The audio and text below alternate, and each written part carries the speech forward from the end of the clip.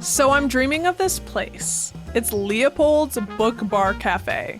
It's the dreamiest bookstore, cafe, and cocktail bar combo you'll ever find. And it's right here at 1301 Regent Street. They've got the latest books from around the world, wines to sip or take home, and live jazz, plus open hours until midnight most nights of the week. You can grab a drink or dessert and just kick back at Leopold's. Today on CityCast Madison. It's Thursday, so we're dishing on the Madison food scene. After a half century on Willy Street, Nature's Bakery is no more. The bakery is known for its whole wheat loaves, commitment to organic and locally sourced ingredients, and of course, its granola. Nature's Bakery was also one of Madison's longest-lasting worker cooperatives. Today we speak with Tessa Echeverria, who was a worker owner at Nature's Bakery for 8 years and recently returned to help lay the iconic Madison business to rest. It's Thursday, October 5th. I'm Dylan Brogan, and here's what Madison's talking about.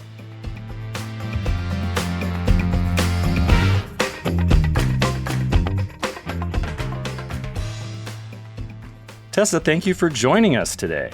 Yes, thanks for having me.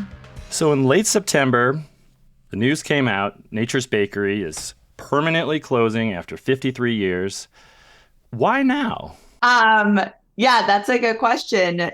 So all great things come to an end. And I think that Nature's Bakery Cooperative had an amazing run, like you said, 53 years to be a community place for Madison and a great worker co-op, but a combination of an old building, repairs, supply chain issues, raising costs, difficulty finding worker owners, kind of all created the perfect storm, post-COVID getting back on the feet that led to it just not being sustainable for the current workers. And so then it comes to an end.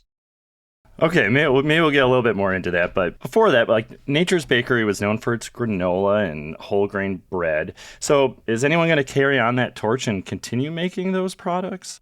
No, not in a official Nature's Bakery cooperative structure, right? So we do have all the recipes, and we're talking about, do we do a cookbook? How do we, get those back out? But given the chaos of having to close everything, none of those decisions have been sort of finalized or taken off. But there'll be some way that we collect things and either pass them on to someone or make them public. Was there any discussion about selling the business instead of just closing it? No. So when by the time the current board, which I'm serving on, got into handling the affairs, the building was sold along with all the equipment in it. So there wasn't really an option to restart unless you were to restart from scratch for everything except for, recipes and institutional knowledge.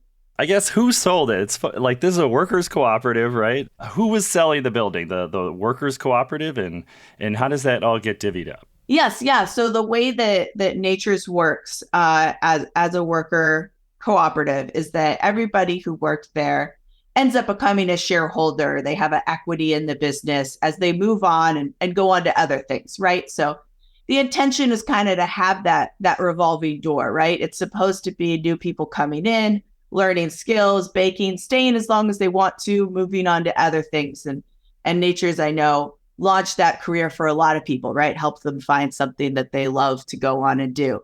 But all of the decisions for the current business are made by the active worker owners that currently work there. And so they make all the decisions about what they're making, what they're not making, how they're selling. And it was up to them to decide whether or not to go into dissolution, whether or not they thought the bakery was sustainable anymore. So the worker owners that were current in the beginning of this year decided to go into dissolution.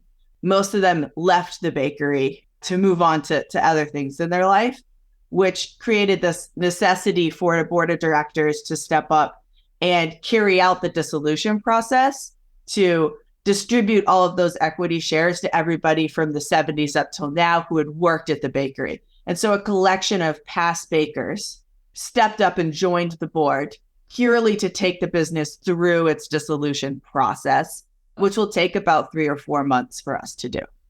Hey, thank you for explaining that. Yeah, it's a little convoluted, I know. It's a different kind of business model, which is part of what made it special.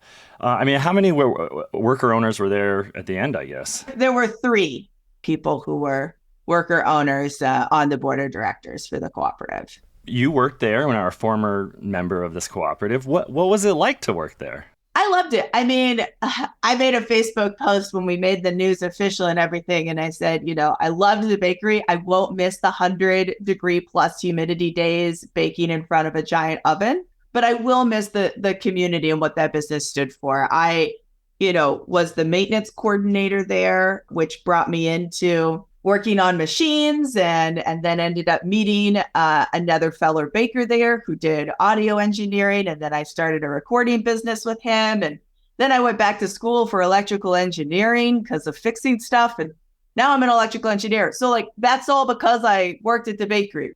That's the kind of place that Nature's was. It just allowed people to foster the things they were interested in, taught people how to run a small business, gave people really that a power where you went in every day and you're like, I'm working for myself. The bread we create, the things we're doing, the decisions we're making directly impact ourselves as workers because we own the means of production, but also how do we steward this business for the next generation of bakers? And we always had that really strong history of knowing the early bakers made a lot of sacrifices to make Nature's Bakery a thing, right? In the 70s, it was an expensive thing to start. They bought the building, which was a lifesaver for us to be able to continue by the time I got there.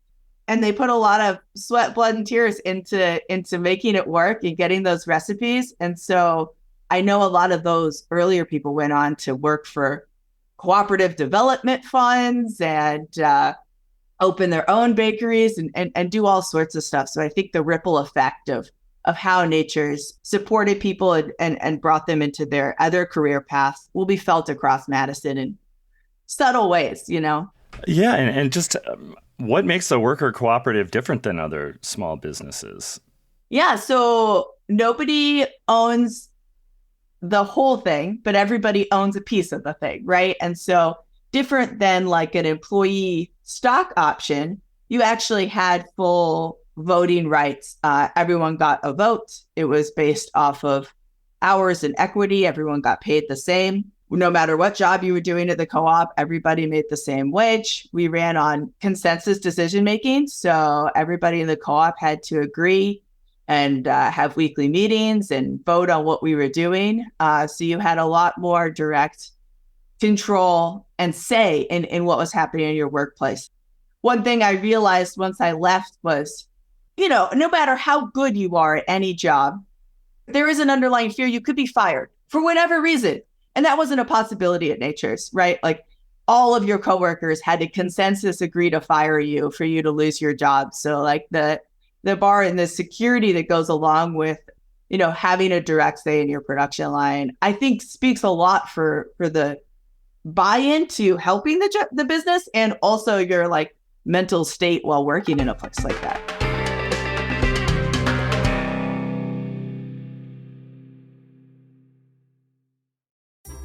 Happy fall, squirrels! It is the season to find your little nook and get cozy with a tasty book. You know what I mean? How about 60 books? What? So, the Wisconsin Book Festival Fall Celebration is upon us. This month, the annual 4-day Fall Salute to Books and Reading will feature more than 60 authors. That's from local literary talent to best-selling writers, and in practically every genre. Fiction, nonfiction, poetry, sci-fi, suspense, and more. Pretty much anything you fancy. That's put on by the Madison Public Library and Madison Public Library Foundation, so you know it's fire.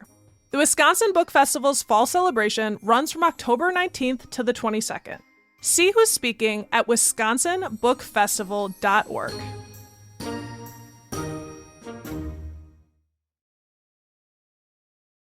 Can you just give us like a brief rundown of how it started and how it evolved? it's a crazy long history. I've been reading all of these old documents, getting ready for shares and tracking down a bunch of people. We have about 80 worker owners in the co-op, right? So that's a lot of people and a lot of history there. But it started in the 70s. Two women, Jeannie and Virginia, started baking, and they started with the bread recipes. And then they quickly went in and actually formed a worker co-op in the early 70s. That bakery was located at what is now Mother Fool's, right on the corner. So it was a little bit of an incubator space. And as they moved in the late 70s down to 1019 Williamson Street, the place that most people probably associate with being Nature's Bakery, it's moved as a partnership, and it stayed a partnership until the mid 80s when it went back to being a worker co-op. There were two main things. One, our state rewrote the cooperative laws and statutes right around that time, changing, the protections for worker co-ops and how all of that worked.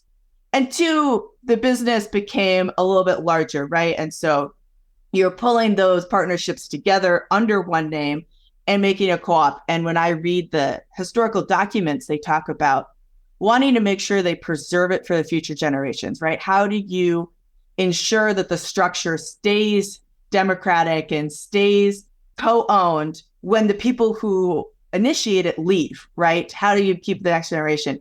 And the rules and regulations from a state level around cooperativeness really helped ensure that if it was a worker co-op, that everybody who had, sweat equity into the business would be considered shareholders, and it would be a lot harder to change that, right, than as a partnership. And so there were combinations for why legally it made sense to be a co-op, and also just ideology of, that cooperative spirit, right, was really in line with what those people were trying to find for Nature's. Well, and it's called Nature's Bakery for a reason, right? That was a big philosophical aspect of it too. Tell us about that. Yeah, why Nature's Bakery? Now you're asking me a question I cannot answer. I don't. I don't know the answer, but I speculated because of the commitment to pure ingredients. Yes, yeah, definitely. I mean, they in the late 70s, early 80s, they also went off and started a farm, so there were a bunch of people from Nature's Bakery that bought a farm and started growing ingredients. And the hope was to be able to grow the wheat for the bread and make everything really local, as well as organic and whole grain and all of that. The farm ended up, after a few years, not really panning out and working. It's a ton of work to do something like that.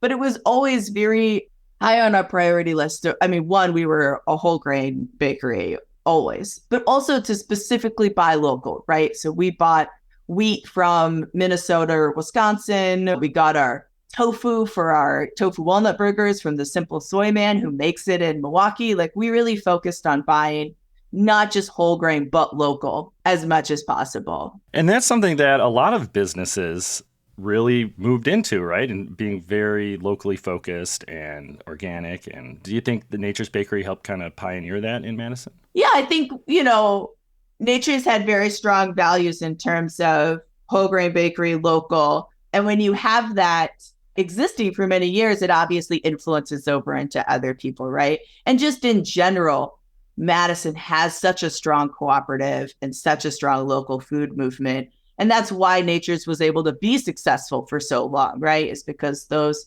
communities and those businesses grew up influencing each other and creating that type of food and awareness of what you're consuming and the effects it has. So it started in the 70s. Nature's Bakery is known for their granola. I mean, I don't think it's unfair to say hippies were involved in some aspect of this.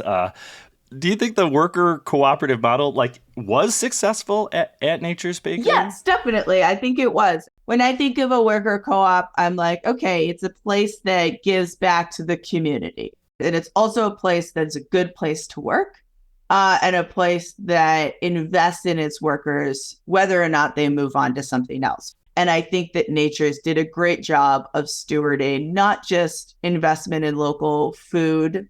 When I'm going through the list of all the past shareholders, so many of those people still live in the Madison area, right? From all different generations. Not everyone. Some people move off across the country, but a vast majority of them, still live in the broader Madison community and still contribute to it. So to me, it was a success. I don't think success means something lives forever. I think that it means it was good while it lasted.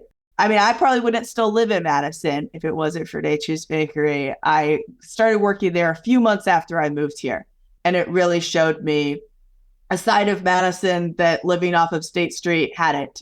And it's a whole network. And so even though it's done, its resources will continue to live on and help other co-ops. What's unique, and I think it's unique, is, these past bakers who worked there, they're getting a share of I assume, what the proceeds of selling the building and the equipment. So, do we know what's going to happen to the building at all? Yeah, the people who bought it are going to not tear it down, they say. And so that's great. But my understanding from my brief conversation with them is that they're going to fix up the apartment, probably have some people move in, rent it, maybe fix up the bottom level. The lady was talking about how she grew up eating Nature's Bakery granola and stuff. I think they're going to be great next stewards for the building. Do you think this co-op business model is still viable today? Yes, I do. I think, I've been thinking a lot about it, and I was talking to another past baker, and I was like, if Nature's Bakery hadn't become a worker co-op, it would have ended in like the early 90s, maybe the late 80s, and we never would have had those recipes of that history and that culture, right? Like it would have ended way sooner had it not become a worker co-op. So I think that it's a sustainable business model. I also think that it is a great incubator for building up your community. You train the people, they could go on to do other things. They could also stay. There were people who worked at Nature's Bakery for 25 years, right? That was their career. And there were people who worked there for 2 years or 1 year. You can look at the other co-op models in Madison too to prove out how successful worker co-ops can be, right? You look at Union Cab, you look at, a bunch of the stuff in the Social Justice Center. I think that model exists in different degrees, and everyone adopts it slightly differently. It was definitely an institution, and I think you're right that the web of Nature's Bakery extends far beyond the business or the building. Before we go, what will you miss most about Nature's Bakery? I mean, I do miss granola. I can't lie. It's some good granola. That was like we would go on road trips or go camping and you just buy a giant bag of it and you're set. But I definitely miss sitting around the table up in the office and debating, the decisions about the business and figuring out how to pull all those pieces together and get everyone's input and end all on the same page at the end of the day. That's the type of engagement, and it made you think, and it made you look from other perspectives, and it made you have to reach some type of agreement, because at the end of the day, we did need to make business decisions. And so I'll really miss those debates with my coworkers of how to do stuff, and just baking the bread, right? Standing in front of the oven, getting that nice toasty bread smell. So those are the things I miss about working there.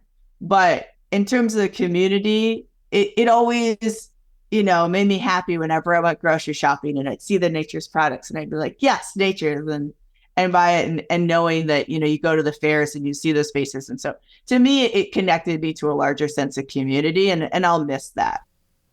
Tessa, thank you so much for telling us about Nature's Bakery and just joining us today. We really, really appreciate it. We just really want to also thank the customers, the community, for supporting Nature's for all the years that you guys did. That is what made the bakery. We're getting tons of emails from people, and that's really appreciated.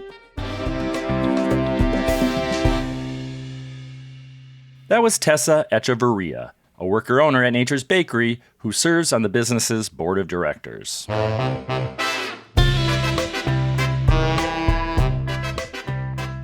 And here's what else Madison's talking about. Dane County's leader. On Wednesday, Dane County Executive Joe Parisi announced he will retire from public service in May. Parisi has served in the county's top post since 2011 and has been re-elected 3 times. A special election will be held in November 2024 to complete Parisi's 4-year term. The county board will select an interim county executive to run the government for the months in between. Meanwhile, Madison Mayor Satya Rhodes Conway has rolled out her proposed operating budget, and it includes a 6% pay bump for city workers. The mayor says the raises are needed to keep the city competitive in the job market. Rhodes Conway also warned of a looming fiscal cliff that the city will have to deal with in future budgets. Listen to CityCast Madison in the coming weeks for an explanation on how the city budget works. That'll be with Madison's finance director, Dave Schmidtke. That's all for today here on CityCast Madison. I'm Dylan Brogan. If you enjoyed the show, why not share this episode with someone who's been in Madison since the 1970s?